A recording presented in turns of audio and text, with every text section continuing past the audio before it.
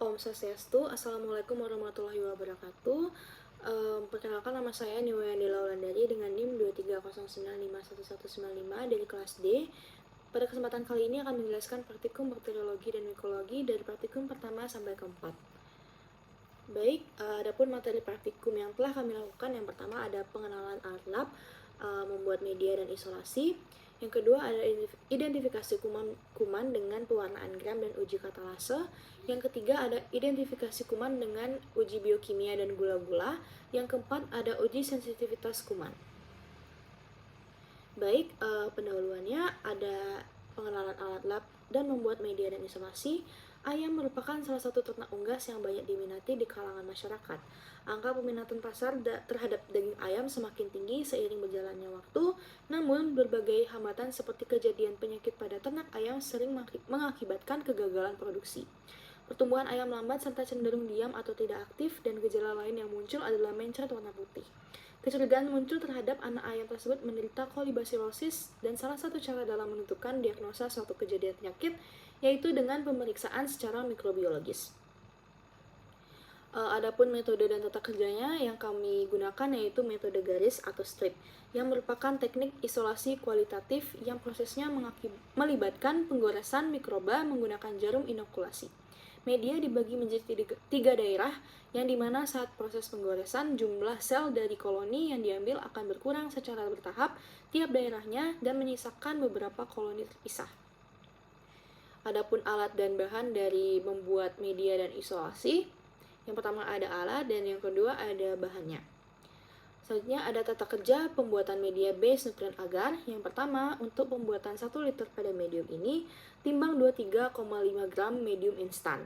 Suspensikan dalam aquades hingga volume akhir mencapai 1000 ml.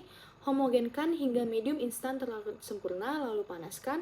Lalu masukkan ke dalam tabung reaksi kurang lebih 5 ml untuk media miring dan kurang lebih untuk 10 ml untuk media tegak.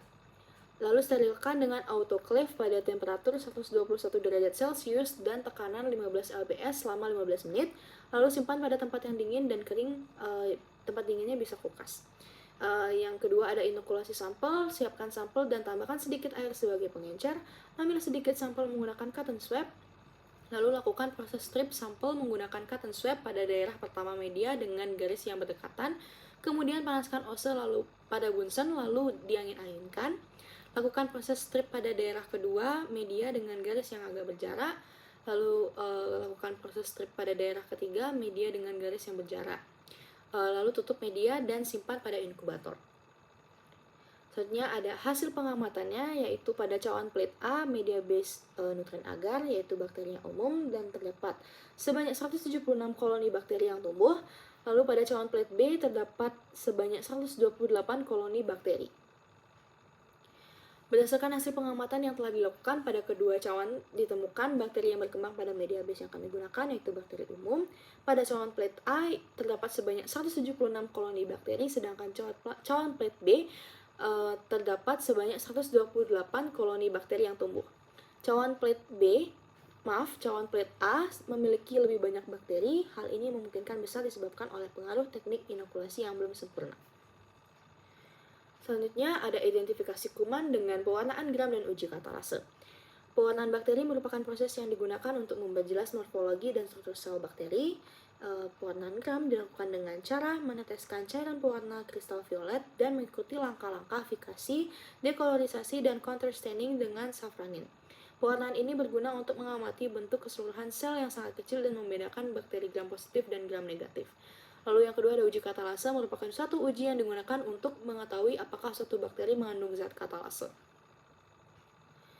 Adapun metode dan tata kerjanya, pewarnaan gram adalah teknik identifikasi mikrobiologi untuk membedakan bakteri menjadi dua kelompok berdasarkan sifat dinding selnya, yaitu gram positif dan gram negatif.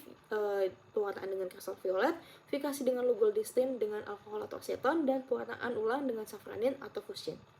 Lalu selanjutnya ada uji katalase dengan teknik identifikasi mikrobiologi untuk mengidentifikasi bakteri yang menghasilkan enzim katalase. Selanjutnya ada alat dan bahan dari pewarnaan gram dan uji katalase. Tata kerja dari pewarnaan gram, yang pertama siapkan objek gelas yang steril atau yang telah difikasi, lalu ambil sampel menggunakan hose, lalu buat pola kecil dan ratakan pada objek gelas.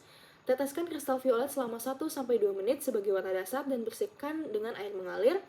Teteskan gram iodin selama 1-2 menit, lalu teteskan alkohol atau aseton selama 15-30 detik, lalu teteskan safranin 1-2 tetes selama 1-2 menit, dan untuk mewarnai sel-sel.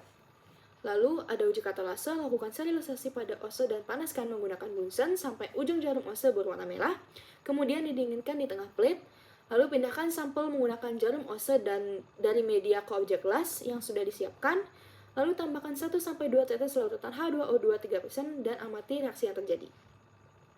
Baik, ini ada hasil pengamatannya. Yang pertama ada pewarnaan gram. Bakteri berkoloni terdapat bakteri yang berwarna merah lebih mendominasi, yaitu bakteri gram negatif, dibandingkan dengan bakteri yang berwarna biru keunguan, yaitu bakteri gram positif. Pada uji katalase, sampel bakteri E. coli yang diberikan H2O2 3%. Setelah beberapa menit, terdapat gelembung gas di sekitar sampel koloni bakteri. Baik, ada pembahasannya, yaitu pewarnaan gram, warna yang akan dihasilkan pada kristal violet, yaitu ungu yaitu positif dan merah itu negatif, dan dapat disimpulkan bahwa bakteri gram negatif mendominasi. Pada uji katalase yang telah kami lakukan, dapat disimpulkan bahwa uji katalase pada koloni bakteri E. coli bersifat positif. Berdasarkan hasil pengamatan yang telah dilakukan, pada pengamatan pewarnaan gram dapat dihasilkan hasil bakteri berkoloni dan bakteri yang berwarna merah terlihat lebih mendominasi. Pada pengamatan uji katalase, sampel koloni bakteri E. coli yang diberikan H2O2 3% dapat mengandung enzim katalase atau bersifat positif. Selanjutnya ada identifikasi kuman dengan uji biokimia dan gula-gula. Dalam melakukan identifikasi bakteri terdapat beberapa metode, berbagai media yang dapat dilakukan, dan pada uji biokimia akan melibatkan serangkaian tes yang mengevaluasi aktivitas enzimatik karakteristik pada metabolisme bakteri. Metode dan tata kerjanya, yang pertama ada uji TSIA yang merupakan metode yang digunakan untuk mengidentifikasi bakteri berdasarkan kemampuan memfermentasi 3 gula spesifik. Yang kedua ada uji SIM, yaitu mengidentifikasi bakteri gram negatif berdasarkan 3 kemampuan. Yang ketiga ada uji MRVP, adalah 2 tes terpisah yang menggunakan media tunggal untuk mengidentifikasi bakteri gram negatif berdasarkan cara memecah glukosa. Yang keempat ada uji methyl rate atau MR, yaitu mengukur produksi gram campuran dari fermentasi glukosa, sementara VP mengukur produksi asetonia dari fermentasi glukosa. Selanjutnya ada uji SCA, yaitu mengidentifikasi bakteri gram negatif berdasarkan kemampuan mereka memanfaatkan sitrat, dan uji gula-gula, metode yang digunakan untuk mengidentifikasi bakteri berdasarkan kemampuan mereka memfermentasi berbagai gula-gula. Selanjutnya ada alat dan bahan dari uji biokimia dan gula-gula.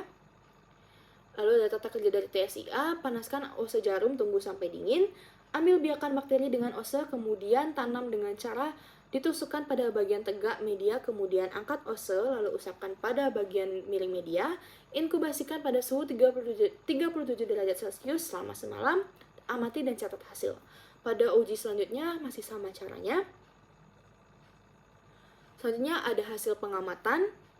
Dapat disimpulkan bahwa hasil pengamatan pada uji TSIA yaitu acid slane, acid bath, negatif produksi H2S, dan positif produksi gas. Selanjutnya ada pengamatan pada uji SIM yaitu negatif H2S, positif indol, dan positif motilitas. Selanjutnya pada uji MRVP yaitu positif MR, dan untuk VP tidak diketahui dikarenakan kurangnya suplai reagen VP. Selanjutnya ada uji SCA yaitu negatif dikarenakan media tidak berubah warna menjadi biru. Selanjutnya ada uji pengamatan pada uji gula-gula, positif memfermentasi karbohidrat dan menghasilkan gas. Lalu dari hasil pengamatan yang kami lakukan, bakteri yang diduga terdapat dalam sampel adalah Escherichia coli. Selanjutnya adalah uji sensitivitas kuman. Uji sensitivitas kuman terhadap antibiotik merupakan pemeriksaan laboratorium yang penting untuk menentukan jenis antibiotik yang paling efektif dalam mengobati infeksi bakteri. Pemeriksaan ini dilakukan dengan cara menumbuhkan bakteri pada media kultur dan kemudian memaparkannya pada berbagai jenis antibiotik. Hasil uji sensitivitas akan menunjukkan tingkat sensitivitas bakteri terhadap setiap antibiotik yang diuji. Adapun metode dan tata kerja dari uji sensitivitas uji sensitivitas kuman yaitu metode Kirby-Bowler. Cara ini paling banyak dipakai untuk menggunakan kepekaan bakteri terhadap berbagai antibiotika. Dalam metode ini menggunakan antibiotika yang dikemas dalam bentuk paper dish yang telah diuji lab dan produk komersilnya yang telah terregistrasi secara internasional. Selanjutnya ada alat dan bahan dari uji sensitivitas kuman. Adapun tata kerjanya yaitu tanam biakan bakteri dengan cotton bud steril, usapkan dengan cara menarik garis dari ujung ke ujung, tunggu sekitar 5-10 menit lalu tempelkan paper dish berisi antibiotik pada permukaan dengan jarak setiap paper dish kurang lebih 2 cm dari tepi cawan petri dan dari paper dish lainnya. Inkubasikan pada suhu 37 derajat Celcius selama semalam dan amati catat killing zone yang terbentuk di sekitar setiap cakram kertas dan bandingkan masing-masing killing zone dengan zona standar lalu simpulkan hasilnya. Baik, di sini ada hasil pengamatan dari uji sensitivitas kuman yaitu dari antibiotik bacitracin yaitu 10 units dapat dihasilkan bahwa 7 mm yaitu resisten. Antibiotik clindamycin 2 mikrogram 7 mm resisten. Dan antibiotik sulfametosazole yaitu 25 mikrogram 8 mm resisten. Adapun pembahasannya yaitu zona inhibisi atau zona hambat adalah area di sekitar cakram antibiotik tempat pertumbuhan bakteri dihambat. Ukuran zona hambat digunakan untuk menentukan bakteri tersebut sensitif, intermediat, atau resisten terhadap antibiotik. Jika hasilnya sensitif, maka bakteri rentan terhadap antibiotik dan kemungkinan besar akan mati. Jika intermediat, bakteri cukup rentan terhadap antibiotik dan mungkin tidak mati karenanya, dan zona hambat biasanya berukuran sedang. Sedangkan resisten, bakteri tidak rentan atau kebal terhadap antibiotik tersebut. Hasil uji sensitivitas kuman terhadap antibiotik bacitracin, clindamycin, dan sulfametosazole adalah resisten. Zona hambat terhadap ketiga antibiotik tersebut kecil dan bakteri akan tetap kebal jika menggunakan ketiga antibiotik tersebut. Dari kasus sebelumnya, kolibasilosis terhadap anak ayam tersebut disebabkan oleh bakteri Escherichia coli.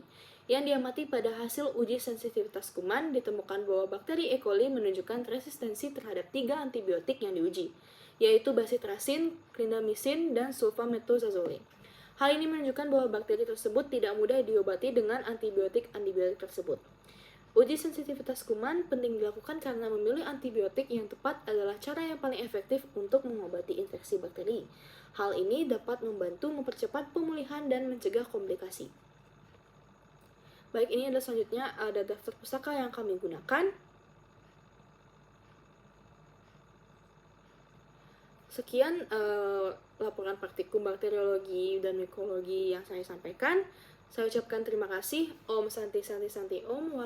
Wassalamualaikum warahmatullahi wabarakatuh.